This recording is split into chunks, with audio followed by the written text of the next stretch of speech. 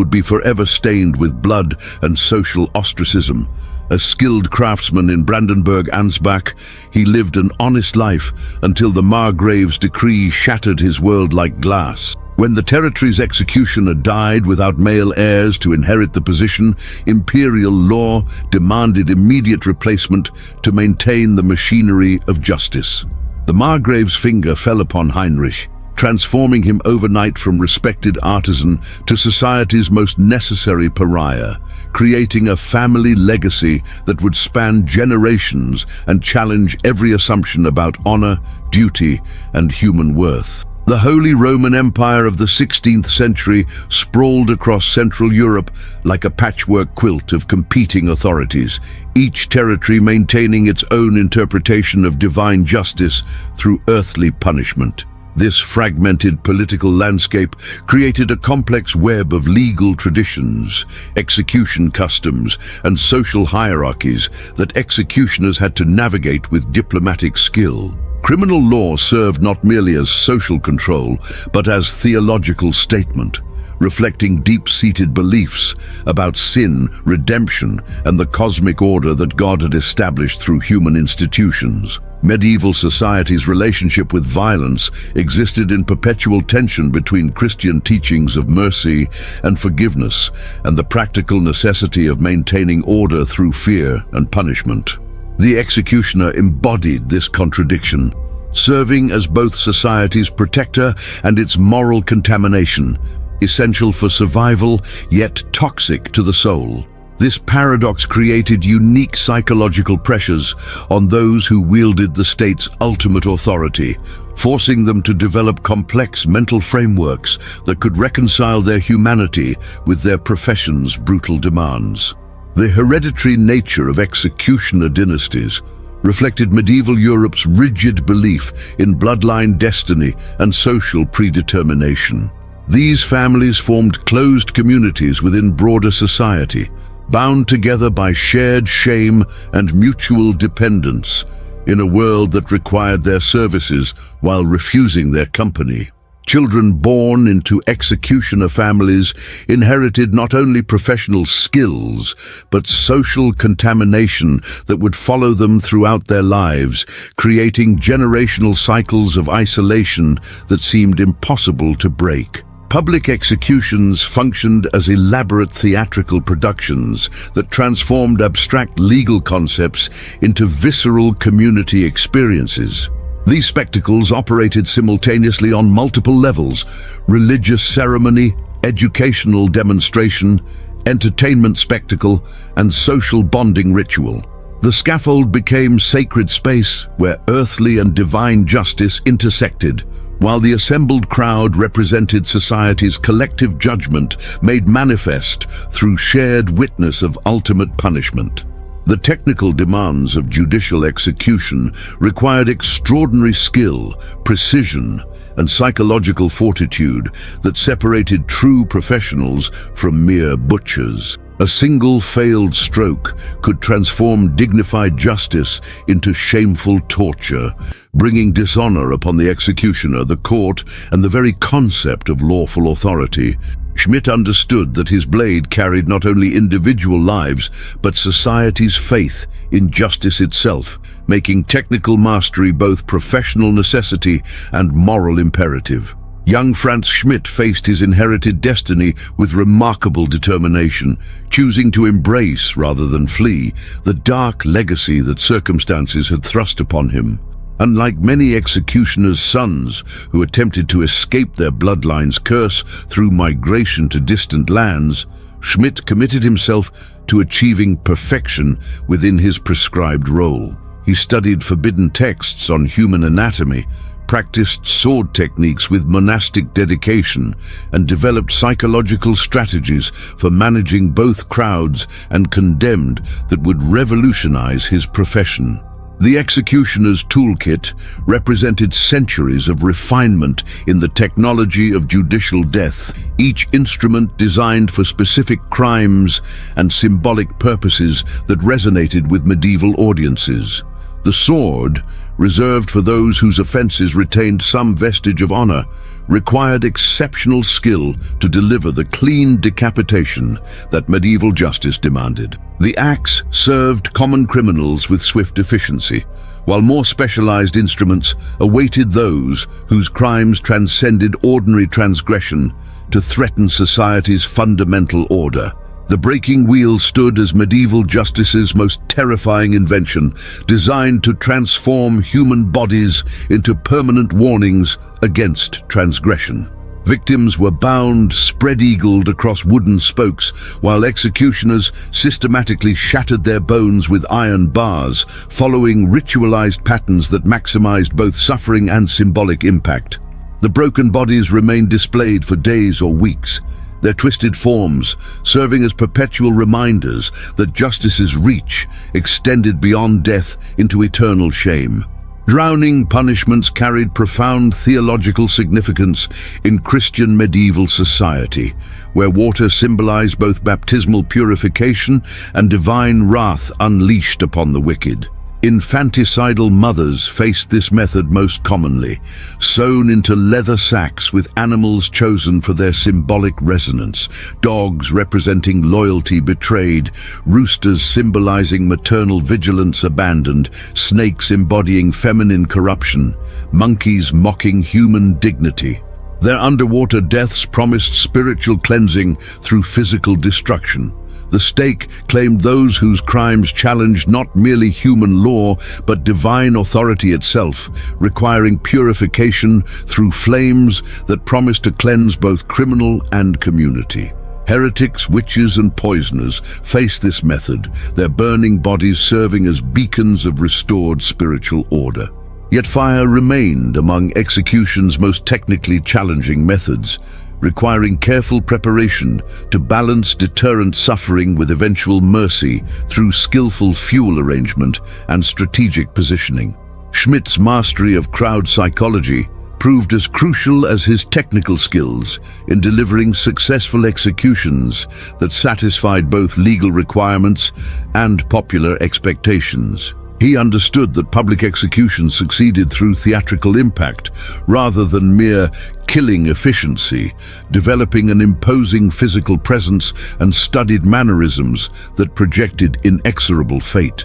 His reputation for maintaining order through psychological dominance rather than brute force set him apart from peers who relied on guards and barriers to control potentially unruly audiences. Medieval audiences approached executions with complex emotional responses that combined religious devotion, educational interest, entertainment hunger, and social bonding opportunities. These gatherings transcended class boundaries, uniting nobles and peasants in shared witness of ultimate justice, while providing rare occasions for community-wide participation in significant events.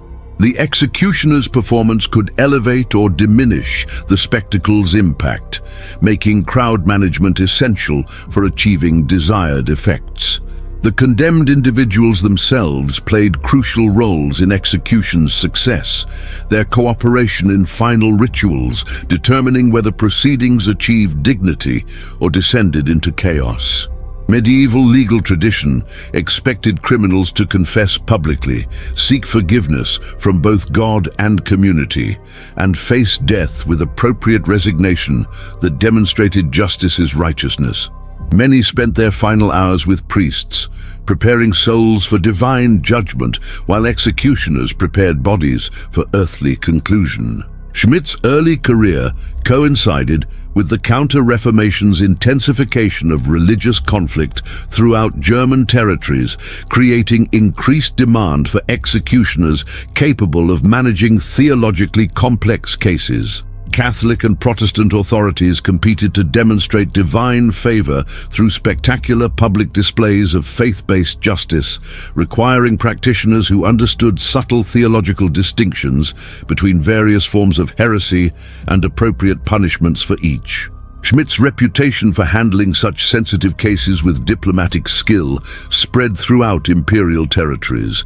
The Peasants' War of 1524 to 1525 had left deep psychological scars on German society, creating lasting suspicion between social classes and heightening authorities' sensitivity to potential rebellion. Executions served as crucial demonstrations of established order's permanence, discouraging revolutionary thoughts through overwhelming displays of state power. Schmidt inherited responsibility for maintaining this delicate balance between justice and intimidation during an era when both were essential for preventing social collapse. Imperial law recognized complex hierarchies of criminal behavior that reflected medieval understanding of moral and social order, each category carrying specific punishment protocols designed to match crimes' perceived severity. Crimes against property escalated punishment based on stolen value and victims' social status, while crimes against persons varied according to injury severity and class differences between perpetrator and victim. Crimes against divine or imperial authority demanded death in forms that demonstrated the futility of challenging established order. The informal networks connecting executioners across the Holy Roman Empire's fragmented territories resembled medieval guild systems, sharing technical knowledge and professional standards while maintaining practitioners' social isolation. These networks preserved essential skills through oral tradition and practical apprenticeships, developed specialized vocabularies for discussing their unique challenges, and provided mutual support systems that helped members cope with psychological burdens unavailable elsewhere in society. The economics of execution created complex market dynamics between cities competing for skilled practitioners and executioners seeking optimal working conditions. Schmidt commanded premium fees due to his reputation for efficiency and crowd control, allowing him to choose assignments that aligned with his professional standards while building financial security rare among socially ostracized individuals. This economic leverage provided some compensation for social isolation while enabling professional independence. Medieval medical knowledge, though primitive by modern standards, provided executioners with anatomical understanding crucial for efficient killing and torture. Schmidt studied available texts on human physiology, supplementing theoretical knowledge with practical observation gained through professional experience. This combination of medical theory and applied anatomy would prove invaluable when he later transitioned from dealing death to preserving life. The executioner's family existence operated under constant tension between professional necessity and personal relationships, as wives and children shared their patriarch's social stigma while benefiting from his financial success. Schmidt's children faced severely limited marriage prospects and career options, bound by their father's profession despite their personal innocence. This generational burden created intense pressure for professional excellence as the only potential path toward eventual family redemption. Legal procedures surrounding capital punishment required meticulous documentation and witness verification to ensure legitimate authority and prevent accusations of arbitrary murder. Schmidt maintained detailed records not only of executions themselves, but of legal processes leading to them, including court proceedings, evidence presented, confessions obtained, and final preparations made. This documentation served both personal accountability and legal verification purposes, while creating invaluable historical records. The Protestant Reformation's emphasis on individual conscience and direct divine relationship created new theological questions about execution's spiritual significance and executioner's moral status. Catholic traditions emphasized sacramental preparation and institutional mediation between God and man, while Protestant approaches focused on personal confession and faith-based salvation. Schmidt navigated these religious differences carefully, adapting practices to satisfy varying theological requirements while maintaining professional consistency. The 30 Years' War's devastation across German territories created unprecedented demand for military executioners as commanders processed captured soldiers, suspected spies, and civilian collaborators. Schmidt's reputation for handling military tribunals efficiently and with appropriate ceremony made him valuable to various armies seeking to maintain discipline while demonstrating merciful justice. These wartime assignments exposed him to different cultural approaches to battlefield punishment and military law. Social mobility in medieval Europe remained severely constrained, with most individuals dying in the same social class where fate had placed them at birth. Executioners represented an extreme case of hereditary professional bondage, trapped in roles that society absolutely required but categorically refused to honor. Schmidt's eventual escape from this social prison would challenge fundamental assumptions about destiny, redemption, and human potential in rigidly hierarchical medieval society. The rise of printed materials during Schmidt's career revolutionized information sharing among executioners and legal authorities, allowing wider distribution of execution accounts, technical manuals, and anatomical knowledge. He had access to printed works that previous generations could never obtain, enabling him to refine techniques through documented case studies and medical texts. This intellectual dimension distinguished him from peers who relied solely on inherited oral traditions and personal experience. Religious authorities maintained complex relationships with executioners, requiring their services for maintaining divine order while questioning their spiritual status and salvation prospects. Theological debates raged about whether men who killed for living could achieve heaven, whether their service to divine justice outweighed participation in violence, and how society should treat those who performed necessary but morally questionable functions. Schmidt grappled with these spiritual dimensions throughout his career. The development of early modern state structures required reliable enforcement mechanisms capable of projecting centralized authority across diverse territories and populations. Professional executioners became crucial components of emerging bureaucratic apparatus, providing standardized justice delivery that transcended local customs and personal loyalties. Schmidt's career coincided with this transition from feudal justice to rational state administration, making him both witness and participant in fundamental political transformation. Regional variations in execution customs created significant challenges for traveling executioners who needed to adapt practices to local expectations and legal requirements. Schmidt mastered these variations, becoming equally proficient with Northern Germanic traditions emphasizing efficiency and Southern imperial protocols emphasizing ceremony. This adaptability enhanced his reputation and marketability, while providing insights into cultural differences in justice concepts and community values. The psychology of repeated killing required extraordinary mental compartmentalization and emotional management strategies that few individuals could sustain without psychological breakdown.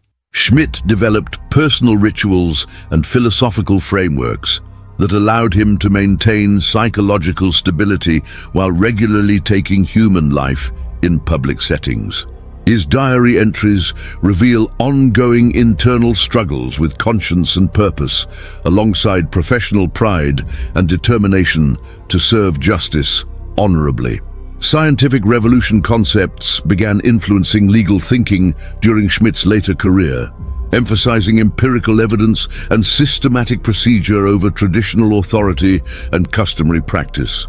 This intellectual shift toward rational legal thinking would eventually contribute to execution methods reform and executioners' social rehabilitation. Schmidt's meticulous record-keeping and methodical approach aligned with these emerging scientific attitudes toward law and justice. The guild system's organizational principles extended informally to executioners, who form networks resembling traditional craft associations despite their social exclusion from legitimate guild membership. These networks preserved technical knowledge across generations, established quality standards for professional practice, and provided mutual support among practitioners of this uniquely isolated profession. Schmidt's leadership within these networks helped elevate execution standards throughout imperial territories. Economic factors increasingly influenced execution practices as cities competed for population, commerce, and reputation in an expanding market economy. Frequent public executions could damage communities' commercial prospects by creating reputations for excessive violence, while insufficient justice enforcement could encourage criminal activity that threatened trade and investment. Schmidt's efficient, professional approach helped cities balance these competing concerns by providing effective deterrence without brutal excess. The role of confession in medieval justice extended far beyond spiritual preparation to encompass legal verification of guilt and community reconciliation through public acknowledgement of wrongdoing. Schmidt developed sophisticated techniques for encouraging genuine confession while avoiding coercion that might invalidate legal proceedings or create sympathy for condemned individuals. His reputation for fair treatment earned cooperation that satisfied both legal and spiritual requirements. Marriage prospects for executioners' children represented one of their profession's most painful social consequences, as respectable families refused alliances that would contaminate their own bloodlines. Schmidt's daughter faced severe limitations in finding suitable husbands, while his sons inherited both professional skills and hereditary stigma that would follow them throughout their lives. These family concerns motivated Schmidt's determination to achieve social rehabilitation that might benefit future generations.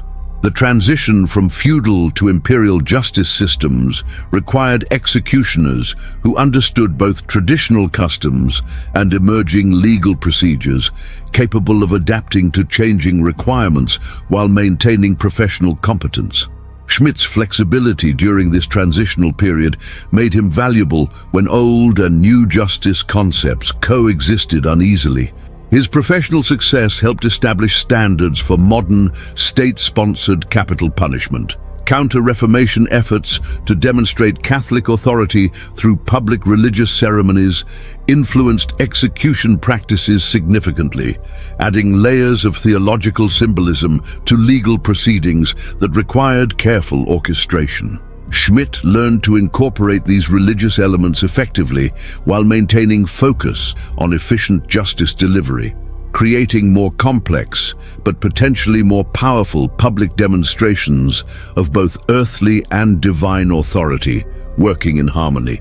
Military conflicts throughout imperial territories created opportunities for executioners to serve field commanders who needed reliable justice enforcement away from established civilian courts and traditional legal procedures. Schmidt's military service provided exposure to different cultural approaches to military discipline and battlefield justice, broadening his professional skills while offering financial opportunities unavailable to purely civilian practitioners during peacetime. The relationship between executioners and condemned individuals developed unique dynamics based on shared understanding of impending death and mutual dependence on dignified final proceedings. Schmidt's reputation for treating condemned persons with professional respect rather than personal cruelty earned their cooperation in maintaining ceremonial order that elevated proceedings above mere brutality towards something resembling tragic theater with redemptive potential. Social reform movements beginning during Schmidt's later career questioned traditional assumptions about criminal punishment, social hierarchy, and the effectiveness of public execution as deterrent to crime. Early advocates for prison reform and alternative punishments challenged execution's necessity, while broader social changes opened possibilities for individual advancement previously unthinkable. Schmidt's personal transformation anticipated these broader social developments by several decades. The decline of guild-based social organization during the early modern period created new opportunities for individual advancement based on demonstrated merit rather than birth circumstances or inherited status. Schmidt's eventual recognition as an honorable citizen reflected these broader social changes that gradually undermined medieval assumptions about hereditary social position and the impossibility of transcending class boundaries through personal achievement. The printing revolution's impact on legal culture extended beyond technical manuals to include popular literature about crime and punishment that shaped public attitudes toward justice and executioners. Broadsheets and pamphlets describing Schmidt's cases reached audiences far beyond immediate witnesses, contributing to his legendary status while providing moral instruction to readers throughout German territories. These published accounts documented medieval justice practices for future study. Diplomatic considerations increasingly influenced execution practices as territorial rulers sought to balance domestic justice requirements with international reputation management in an era of expanding political connections. Excessive brutality could damage relationships with neighboring powers, while insufficient punishment might suggest weakness that invited aggression. Schmidt's professional competence helped authorities navigate these diplomatic challenges while maintaining effective domestic order. The emergence of professional medical education during Schmidt's career created new standards for anatomical knowledge and healing practices that influenced his later transition from executioner to physician. Universities began offering systematic medical training that emphasized theoretical understanding alongside practical experience, providing intellectual frameworks that Schmidt could apply to knowledge gained through his unique professional background. Urban development patterns during the early modern period influenced execution practices as cities grew larger and more complex, requiring new approaches to crowd management and public ceremony. Schmidt adapted his techniques to handle larger audiences while maintaining theatrical impact that satisfied both legal requirements and popular expectations. His innovations in crowd psychology became models for other practitioners throughout the empire. The rise of mercenary armies during the 30 Years' War created demand for portable justice systems capable of maintaining military discipline in field conditions far from established legal institutions.